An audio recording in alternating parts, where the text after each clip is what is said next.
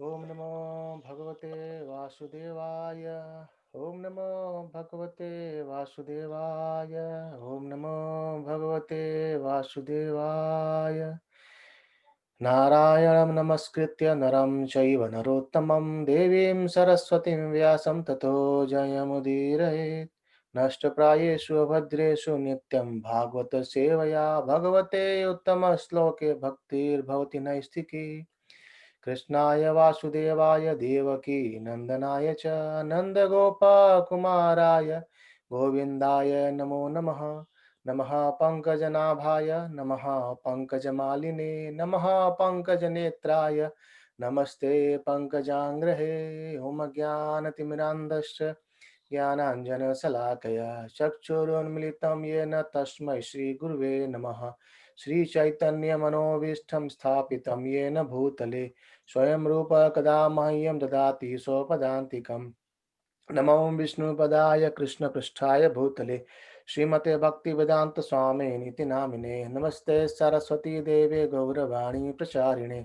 निर्विशेष शून्यवादी पाश्चात्य देश तारिणे जय श्री कृष्ण चैतन्य प्रभु नित्यानंद श्री अद्वैत गदाधर श्रीवासादि गौर भक्त वृंद हरे Krishna Krishna Krishna Hare Hare Hare Ram Ram Ram Hare Hare Hare Krishna, everyone. Hare Welcome you all Krishna. on our daily discussion on Srimad Bhagavatam. And thank you for inspiring me every day. So, we were yesterday discussing on Canto 3, nearly 22 chapters we have gone through in a nutshell. And yesterday we discussed about how Mother Dehuti was being offered to Kardama Muni by his father uh, Swambhu Manu and Satarupa. So after that, we understood that Satarupa he's a Manu, and one Manu rules for 71 Dibya Yoga or Chatur Yoga. That is 71 into 43 lakhs. That long life one Manu does. And after doing this pastime, then what happened in between? So Mother Dehuti, so she wanted to have a husband as well, and even Kadam Muni wanted to have a wife. So see, Kadam Muni, he does kind of a very long austerity to please Krishna, and when Vishnu came, he asked that I want a wife, so to fulfill my desire of my father, and as that desire is also of yours, because you instructed to Brahma, and Brahma is my father told me to do these things. And then after that, s- she was a princess, isn't it? She was from it's a daughter of Manu. And then as he was offered to with to Kadanamuni, he accepted, and Kadanamuni he started staying with in the hermitage with Kadanamuni, and she was doing service to Kadanamuni. So she did so much service, and also these instructions, lessons comes that a disciple also should do service to his spiritual master. And she without any of her own motivation, she started serving to him. And like Vidura, like Maitramuni explains that no, Devati served her husband with intimacy and great respect. So that is basically again giving a respect, and by controlling all her senses with love and with sweet words, she served Kardama Modi.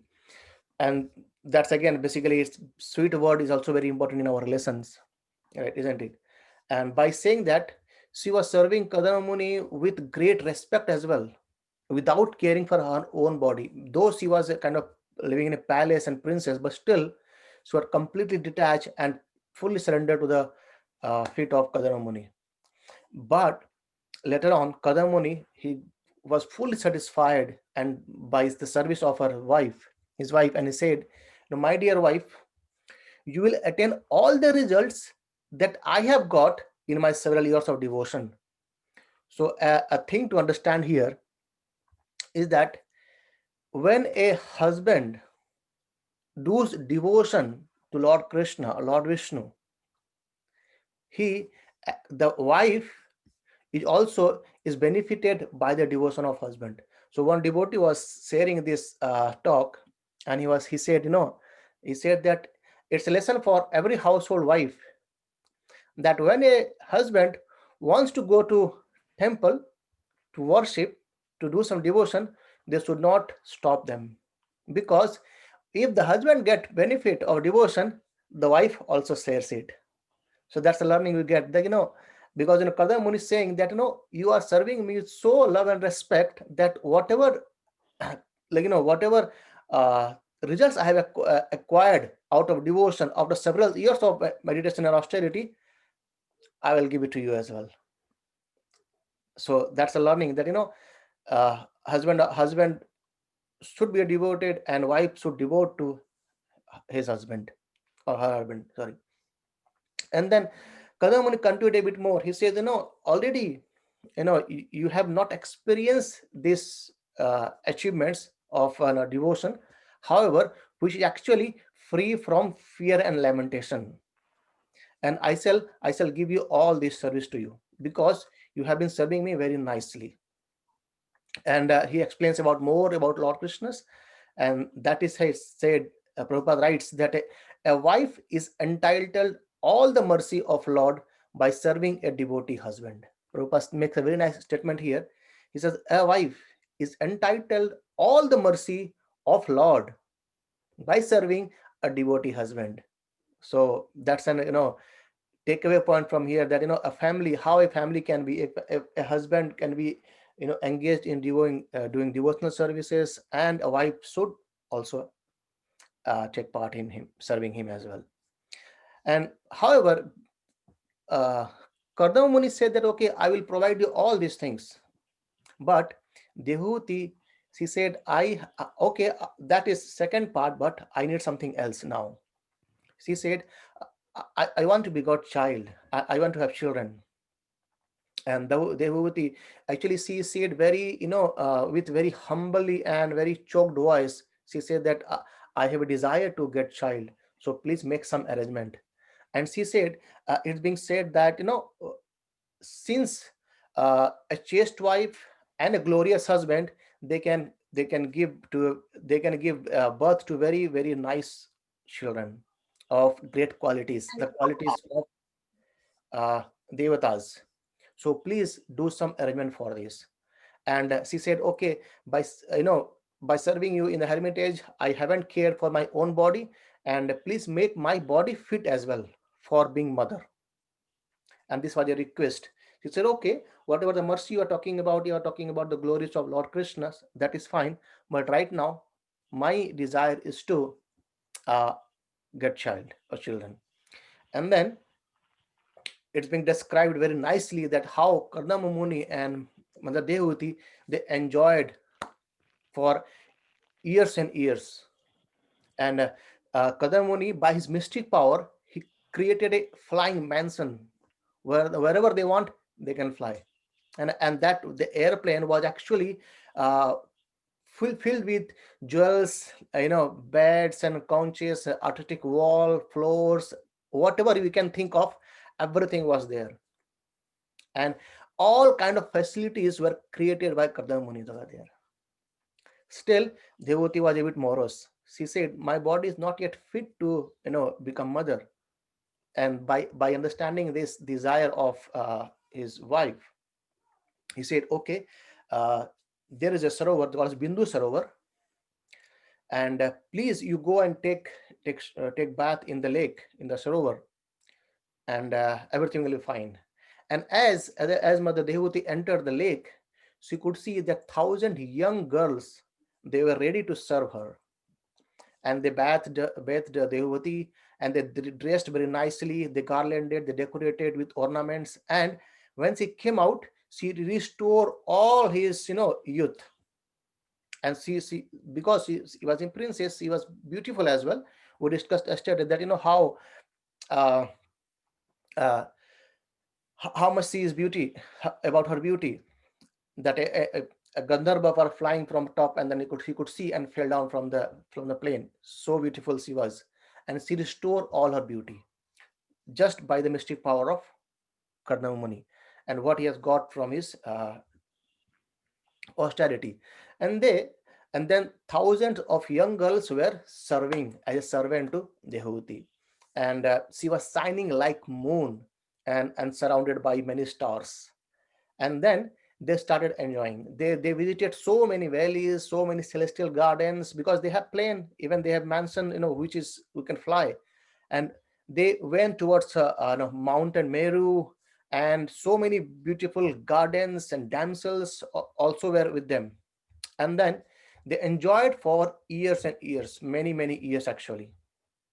And it is described that they visited for different gardens like Surashen, Nandana, Pushpavadraka, and Manas Sarovar as well.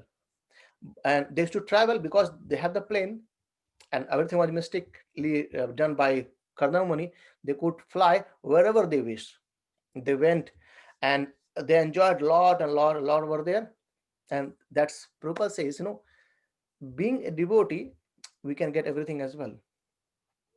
And then after enjoying so much, she gave birth to 9 daughters. After giving 9 daughters, I think I missed a point yesterday that when the arrangement or marriage arrangement of it was going between Mother Dehuti and Kardama Muni, the sage Kardama Muni, there was a condition: as soon as they have children, Kardama Muni to take sannyas ashram. He would go back to his sannyas ashram over there. So as we have seen that 9 daughters has been the children of Mother Dehuti, and after that, Kardama Muni said, okay, now it's time to retire. Now I think time to retire my family life. So I need to go back to my austerities. And then Dehuti, she plays, she was actually morose again. She was, a bit agitated and distressed. She said, okay, she said, please, please give me fearlessness. And what fearlessness means is indirectly she was asking for a son.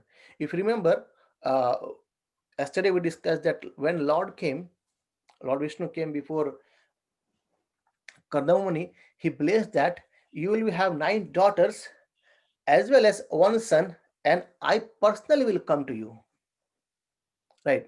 And then it was a reminder to Kardama Muni, and then Lord Krishna, he appeared as Kapila Muni. And by that, actually they enjoyed for nearly 100 of years. Initially, Kardama Muni instructed Mother Dehuti for self-realization. However, she went for sense enjoyment. She said, I want to have children. And now she said, I need fearlessness. And also, I have enjoyed my sense gratification. Now I need to utilize my life to make it perfect by understanding those self-realization knowledge. And for that, Kardama Muni appeared there. Kardama Muni appeared as son of Mother Dehuti, and sorry, Kapila Dev appeared as a son of Mother Dehuti and Kardama Muni. And then Mother Dehuti says that anyone whose work is meant to elevate him to religious life, anyone whose religious performance do not rise him to renunciation, and anyone situated in renunciation that does not lead him to devotional service towards Lord, that person is considered to be dead. So whatever work we do, that we should try to elevate that towards religious life. Basically, uh, kama means our work should go for dharma. Normally, what happens? We in general people do dharma to get artha. Artha means kind of uh, opulences, money, and other things. We do dharma we do religious activity to get all those things. And after getting that artha, or in general is considered money, and we enjoy dharma to do artha, and artha for kama. Or if sometime people have artha, they just enjoy a kama or sense gratification. But scripture says that artha the money, if we have money, we should use it for dharma. And an instruction given to Srila Prabhupada by his special master, he said, whenever you have money, print books and distribute the books. So the book actually we have right now is Srimad Bhagavatam and Bhagavad Gita. It's all because of Srila Prabhupada, right? And that is how he used his artha, though he didn't have anything, but still whatever he could, he used it for dharma, providing this knowledge to everyone.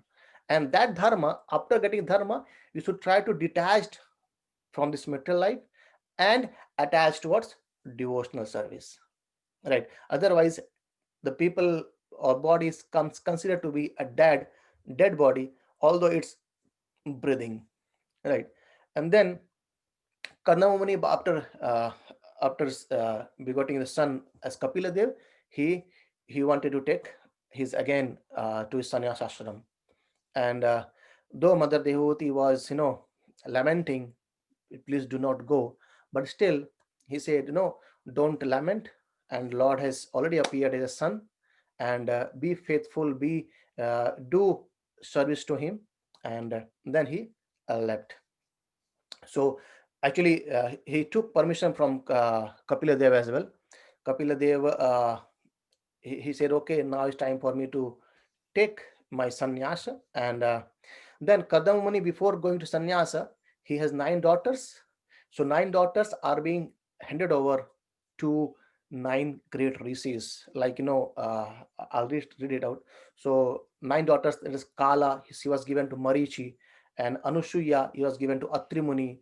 Then Shraddha was given to Angira, and Havirbu to Pulatsya Muni, and Gati to Pulana, and Kriya to Kritu, and Kati to Bhrugu, and Arundhati to Vashishta, and Santi to Atharva. So these 8 daughters were given to 8 sages. And then Kandarmuni prays to Lord Kapila. Okay, so he said very, very good lines. He says all the yogis, they do austerities just to see you. And I am so fortunate that you are in my home. You have taken as birth as my son. And it's very rare as well. Also, we discussed yesterday. It's very rare to take your personal darshan, but you have come here just to keep your words true and give knowledge to us. Because Krishna has told Kadamuni earlier that I will come as a son of you, as a Kapil Dev. And now to keep your words, you have just come here. And you will be giving us so much knowledge. And you are full of opulences, and you are the supreme person, maintainer of all universes. By glorifying Kapila Dev, uh, he asked for his permission to renounce, and Kadamuni renounced it. And after Kadamuni renounces, Mother Dehuti, she asked so many questions to Kapila Dev. She said, okay. And this Kapila Devi actually he teaches about the Sankhya philosophy, about the analysis of all this matter.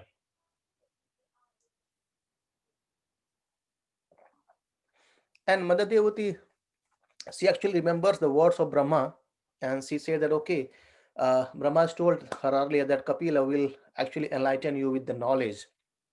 And then Mother Devati started inquiring about those things, and she said that I have spent my life for material senses, and so please provide me uh, transcendental eyes. So sometimes people ask, okay, I do not believe on anything because I can't see God, or can you show me God? So God is not so cheap that if we desire and if say I won't believe, Krishna will come in front of us. But we need to have the transcendental eye. Even in Bhagavad Gita, when Krishna wanted to show the universal form to Arjuna, he told Arjuna that you won't be able to see me by your material eyes. You need some Dibya Chakshu. You need some divine eyes. And by giving the power of that divine eye, he could see Krishna's Virata Rupa. And even if you see the Mahabharata, the battlefield of Kurukshetra, there Sanjay, Sanjay was seeing everything what's happening in the Kurukshetra. He was staying in Hastinapur and he could see everything. Right now we see as a television, isn't it? Satellites is there. We know, okay, we have, sky, through sky, we are seeing everything here, isn't it? Or so many other uh, providers. But imagine in earlier days, without satellite, they could see it just by the blessings of spiritual master, and hence the importance of spiritual master comes up here. So uh, Vyasadeva gave him the eye of Chakshu, or basically transcendental eye, Sat Chakshu called as, and by this, Sanjay could see everything as if, he is watching a movie in front of him. He could see everything what's going on in Kurukshetra. And by saying that, he said, okay, Mother Devati said, please dispel my illusion. Please distill my illusion of what we discussed earlier, me and mine, the aham mameti, like, I am everyone, or I am the controller, or I am everything. Please clear the doubt of me and mine, and I take your shelter, so please do it. And then Kapila Muni started narrating her about the knowledge. He narrated about three knowledges. He taught about bhakti, he taught about jnana, and he talked about yoga. So when we say jnana, it's jnana yoga or sankhya yoga, and then yoga means ashtanga yoga, and bhakti is devotional service to Lord Krishna. So he taught these three things. Actually, uh, he taught about jnana and yoga just to compare that bhakti is superior to these two. So when we know these two, we can, when we know these three, we can understand or compare the which is higher or is better. So that is why, just to compare these things, he described about jnana. He also described about yoga, what is Ashtanga yoga and what is Sankhya philosophy. And then he said both jnana and yoga, until they both culminate towards bhakti, there is no use. And he described about the mind as pivot. He said the mind is pivot, and if the mind is attached to matter, it becomes a cause of bondage. And if the bondage is there, the cycle of birth and death, old age and disease carries on. However, as mind is pivot, and if we attach the pivot towards Lord Krishna, then we'll achieve liberation. Even there are more higher on that, but that is a path of liberation, to attach ourselves towards Lord Krishna. And then uh, we all know, because empty mind is a devil's workshop. So we need to engage our mind. How to control the mind? The way of controlling the mind is to engage.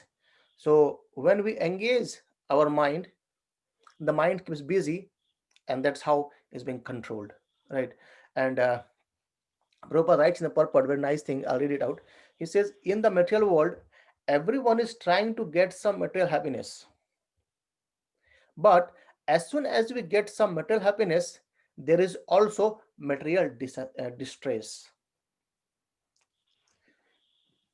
I'll try to explain it again. So everyone is trying to have some material happiness. But as soon as someone gets material happiness, that material happiness is attached, or is actually, there's a distress behind it. Let's take an example to understand it. Let's suppose someone wants to have sweets, isn't it? So the desire of eating sweet is still there, and you have sweets as well. How sweets can you eat? How many sweets can you eat? One, wow, it's very, very tasty. Two, three, four. When it goes five, you say no, no more. Sweets is still there. You are a lover of sweet. Still, now you say no, no more. Because that same sweet is now making your maybe stomach or your test as a distress. Right? Just a material example to understand that, and how material things gives us distress. We can understand a more elaborate things, like uh, when we try to buy some home, we go for home loans, and then we need to pay the loans regularly, and then we have distress in our mind. Okay, what happens if my job goes? How will I repay everything? How it happened? These things are always goes on there. So any happiness in this material world is always have an other side of distress as well. But when we get the happiness of spirituality, it is unlimited and it grows higher and higher, and there is no material, or there is no distress in that. That's been explained here. And then he explained that from three things, from bhakti, from jnana, and from yoga, the bhakti is supreme to these three, right? Then he explained about the soul who are actually attached to Lord Krishna, or maybe who are liberated. He says the soul, the anyone who can, as he says, transcendental, it's self-effulgent, it's never fragmented, although very minute inside. So because it's Sankhya, he explaining that this soul is eternal. Is this soul is what we are? It is eternal, right? And but due to this, due to the mind which is actually attached to lust and greed, we have forgot it. And when the mind becomes free from lust and greed and anger, in Bhagavad Gita it explains that no, lust, greed, and anger, these three are the gates of towards hell. So when someone is free from lust and greed, he becomes transcendental. And that by practicing this knowledge and renunciation in devotional service, one can seize things in a very right perspective. By explaining this with Sankhya, he explains more about supremacy of bhakti. He said that perfectionist yoga is not possible without bhakti, and yoga means here both, even Jnana yoga, even Ashtanga yoga, both depend on bhakti. And then he explains about how to get bhakti. Interesting, isn't it? So when we know about the bhakti is the ultimate thing, then he explains how can we get it. And he said, just by associating with the sadhus, we open the door towards liberation. साधु संग सर्व शास्त्र कहे, लो मात्र sadhu sanga sarva siddhi hoy. It's in a verse in Chaitanya Charitamrita. It comes, it's in Bengali. Sadhu sanga, association of sadhus, sarva shastra kahe. All the scriptures speak about sadhu sanga, association of the sadhus. Law matra, just a moment association of the sadhu, law matra sadhu sanga, sarva siddhi hoy. You get all things over there. Just imagine a moment association of a pure soul, devotees, pure devotees of Lord, we can get all the siddhis. And normally when we get associated with this kind of sadhus, we get the bhakti lata bij. So bhakti lata bij is basically we get a seed in our heart, or bhakti seed in our heart, and that seed, once we get it, just like by hearing Krishna Katha or associating with devotees, we get the seed of bhakti in our heart, and then it's our duty, a person's duty, to nourish the seed and make the plant grow in from the heart, and that plant can go towards Golok Vrindavan, towards Lord Krishna's lotus feet. And that nourishment is done by chanting of holy name, Hare Krishna, Krishna Krishna, Hare Hare, Hare Ram, Ram Ram, Hare Hare. So when we chant this holy name regularly every day, the nourishment to this bhakti, a seed of bhakti, starts happening. And what the quality of that seed of bhakti is, that seed of bhakti, when it grows, it takes away other desires, or which are temporary desires, goes away, right? And then he explains about the characteristics of those sadhus. He says, the sadhu, this kind of sadhus, they are tolerant, they are merciful, they are friendly to all living beings, they are peaceful. We understood earlier that a sadhu, they go to door of persons, not to beg money, or not to beg things, but they go to give Krishna Katha, to purify the house, right? And these are the secondary quality, he said. These are the secondary quality, that the sadhu is tolerant, he is merciful, he is actually has no enemy, he is always peaceful, he abides with the scriptures. And he says the primary characteristics of sadhus are, they are have firm faith in Krishna, and they devoted, they do devotional service to the Lord without deviation. You know, one couple of days we have a question that, what is service, or when we say what is devotional service, what is this? Here it is described. You know, the devotional service is of Lord should be without deviation. Also, we have understood earlier in previous session that, ahetuki apratiyata. Ahetuki means without deviation. Apratiyata means uninterrupted. By doing this, Atma becomes peaceful, right? So then he instructed more about this, and he establishes that bhakti is superior than Jnana Yoga and Ashtanga Yoga. And we have to develop these qualities. And that quality is proper rights and purpose. Also devotees say that, we understood about the seed, and that seed we get through a spiritual master. And when the seed is being bored in our heart through initiation, or when we surrender to a spiritual master, we have to water that, and with the proper fertile soil. And those are hearing Krishna Katha, chanting Krishna Katha, glorying Krishna Katha. So chanting can be done in three ways. So one chanting, what we do normally is with our beads. The beads has 108 round. Maybe I'll show you someday. Maybe tomorrow I'll try.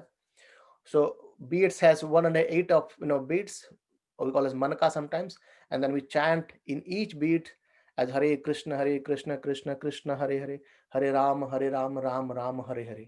That's just trying to focus on the mantra. Prabhupada says it's very simple. Mind is restless. However, we have to do just two things: speak through the mouth and try to hear it from ears. That is it. That is meditation for this Kali Yoga. Through your mouth, take the holy name, and whatever you are repeating, try to hear it. So this is the one way of chanting holy name. Second way is kirtana. Kirtana basically, we have some musical instruments, so maybe kartal, mridanga, and whatever we can do. And people come, maybe it can be done by two, minimum two, and can go for long. So one lead the kirtan and the other follows the kirtan. The one sometimes saying it and the others throw it back. Then again it continues. That second way of watering and providing the seed or nurturing the seed. And the third way is what we are doing, like discussing about Krishna Katha. So in this way also we can nourish the seed. So all three are important, and everything is because in the first one, chanting of the name, holy name in the beads, we do it for our personal self, and also the other studying of the scriptures, we acquire more knowledge about Krishna's. And Prabhupada says in Bhagavad Gita, in forgetting which chapter it is, but Prabhupada says, philosophy without religion is mental speculation. It means what? The philosophy, but there is no rules and regulations to be followed. So it's just in the mind, and you can speculate it whatever you want. And religion, following religion, what I'm following without philosophy, I do it, but why I don't know. There is no philosophy. It's called sentimental. I'm doing it because of XYZ reason, but I do not know the reason, what the actual reason behind it. That is just sentimental. So Prabhupada says philosophy as well as religion both should go same time. Philosophy without religion is mental speculation, and religion without philosophy is sentimental. And that is how Kadam Muni says that we should approach towards a bona fide spiritual master who can sow the seed in our heart, and after hearing and chanting and glorifying Krishna Katha, we can nourish that seed. And by this says, he says, the association of sadhus are also very, very important on that. And then he said that, Krishna Katha in association of sadhus gives us ruchi. We start getting more taste on that. And also we get started attached to that. If you remember, from 13 14 days, or I think 18 days right now, we are all engaged, every day we are coming here and discussing about Krishna Katha, right? So Krishna Katha is beneficial for everyone. And then he again explains more about that Jnana Yoga and Ashtanga Yoga, they are incomplete without bhakti. Even when we see, there is a complete one chapter in Bhagavad Gita, chapter number 6. He explains about Ashtanga Yoga. And last part of the Bhagavad Gita, from 13 to 17, it explains about more of a kind of knowledge of jnana, like what is this, what is matter, what is spirit, and what is this nature, what is knowledge, what knowledge to be known over there. And similarly, Mother Dehuti asked more questions to him. So she said, what kind of bhakti do you perform to easily attain you? Because Krishna is Krishna himself.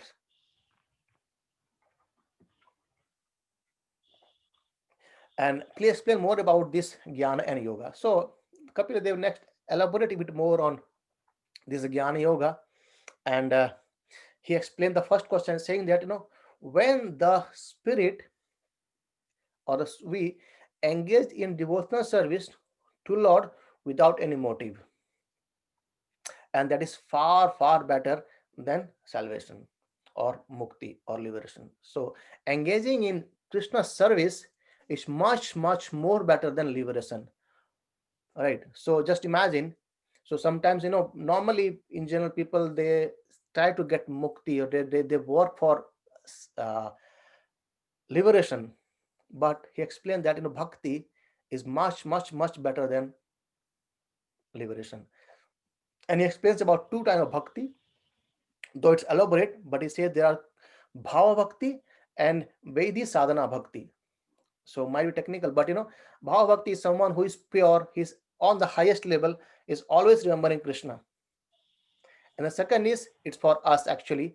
Vedi sadhana bhakti is basically following with some rules and regulations, practicing devotional service. We discussed earlier as well that as a follower of ISKCON, we follow these four principles. These are called as sadhana bhakti, Vedi sadhana bhakti. Like, we have some rules and regulations. Do this, don't do this, right? And then bhakti should be ahituki apratihata, without any material desire. Just as if a mother serves the kids, the children, there is no material desire, isn't it? She serves it just to out of love, and that is through out of love also we should be doing bhakti. And then he explains more about this a bit in a detail about bhakti, and establishes that, uh, how bhakti is superior than this. He explains it more. He said, as as the fire in the stomach digest whatever we eat, after we eat we don't think of anything else, isn't it? The digestion process does it works by its own. In the similar way, he said, when we engage ourselves in the devotional service, the desire for liberations, we get it without any extra effort, right? And then he explains about more about Lord, that how the smile of Lord, how Lord is attractive, his senses are free from all other engagement. He goes more and more describing about Lord as well. He said the devotees accept Lord as friend, as relative, as son, as these are five kinds of relationship we can have. He explains about those as well. And he explains that uh, one thing he gave, that a table lamp can enlighten one part of the room. However, the intense or high intense light can fill the whole room, isn't it? When we see the picture of table lamp, it's actually just uh, giving a light to one of the book where we would what we read. But if we have a halogen light in our room, the whole room can lighten. And the point was that no, it is the intense of bhakti what we try to do. So if we have the intention goes higher, then we go closer to Krishna that quickly. That's the point of what to describe here, that so intensity is depends upon we, the krishna krishna has given us the free will. Krishna has given the free will, and that free will we need to use to intensify the bhakti. And once we intensify it, Krishna will pull us. He comes more closer and closer, right? And so it's 2014 now. So uh, yeah, we will stop here, and then we'll continue from here tomorrow. And any questions? Yeah, I will try to continue tomorrow. I think it's anyway. So yeah, okay, that's fine. Any questions, please let me know, or any comments, any suggestions.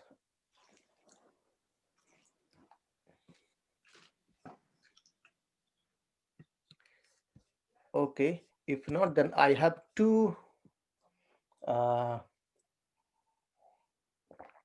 announcement to make. So one announcement is after the session today, I will be sharing in our WhatsApp group feedback form. So I would like everyone of us to please take part on that. It won't take your more than 5 minutes, and that will be actually very much helpful and inspiring for me as well. And and this and this Finish. Okay. and the second thing, I was no, I'm requesting you all. So I'm requesting you all to do me a favor. It's not mandatory, but however, if you can do, that will be very great. So we have a ISKCON temple in Karuna Bhavan, that's in Les Mehago, and due to pandemic, everything is going here and there. I would request everyone, if you wish, you can do some donation towards the temple. It's not for me, it's for the temple, because in a temple there are so many brahmacharis and grasta still staying there, Mhm. and it helps the community to run. As a duty of our as a grahastha, we should be serving them as well.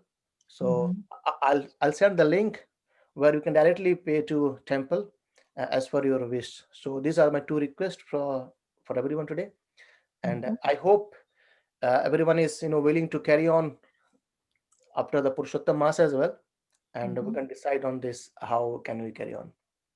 Definitely, Prabhu. Is that okay? Okay. Yes. Sure, Prabhuji. So this Yes. Prabhuji, Hare Krishna. Yes, So please.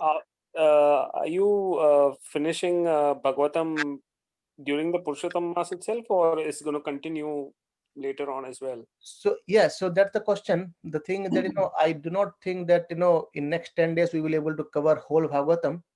So if you we discussed yesterday, no, that we were yesterday, that we want to continue it every day as long as we can do. Mm. So it's again Yeah, it's all till the what end you of decide and Bhagavatam say me. yeah, I mean till the end of Bhagavatam doesn't reach, I think we should continue, right? Yes, so that's what I'm saying. It's all as you wish. I'm okay to continue because it's actually enlightening me more than as well. Definitely. Okay. And actually, if we want to continue for after that as well, it's very good.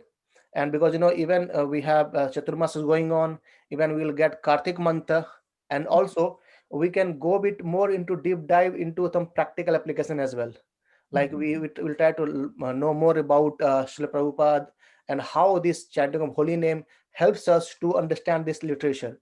So these literatures are actually very guhyam or very secret.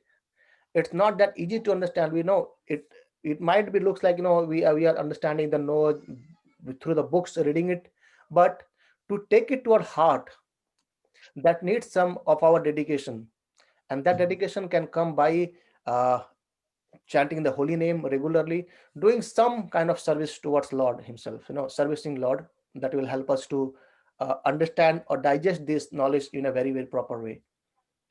So that will be required as well. Okay, thank you for everyone for your commitment and your participation. So I hope everyone is wanted to carry on. So that's, yeah, we can carry on with that. Thank you, Prabhu. Thank you, Prabhu. Hare Krishna. Hare Krishna. Hare Krishna. Hare Krishna. Hare Krishna. Hare Krishna, Ashutosh. I love the name. America, Pranati.